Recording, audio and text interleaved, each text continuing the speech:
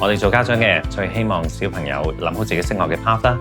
好開心個仔目標清晰，將來想同我一樣投身物理治療呢行，所以都想佢喺 DSE 之前去澳洲適應下。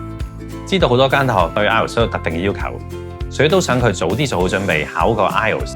喺 IELTS 4份卷裏邊，我最擔心嘅就係 speaking 部分。但係報咗 British Council 嘅 IELTS 之後，我發現佢哋個 online platform IELTS Ready Premium 都真係好幫到手。佢裡面有份25分鐘嘅 mini mock test，等我可以喺4份卷裏邊知道自己邊一部分比較弱。佢個 AI feedback 可以講得好清楚我喺邊一部分做得唔夠好。For example， 好似喺 speaking 咁啦，嗰啲發音啊、grammar 啊，個 system 都會俾到好多建議我，唔使嗌我出去補習都可以。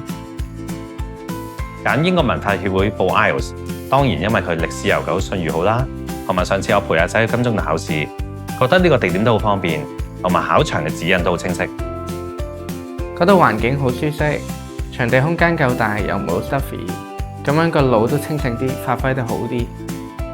其實英國文化協會除咗考 IELTS 之外，佢哋服務範圍都好廣闊，好似升學講座會講唔同國家嘅學制，連報大學嘅個人陳述同推薦信都會夾埋嚟影寫，所以我就好放心將個仔嘅升學計劃交俾佢哋。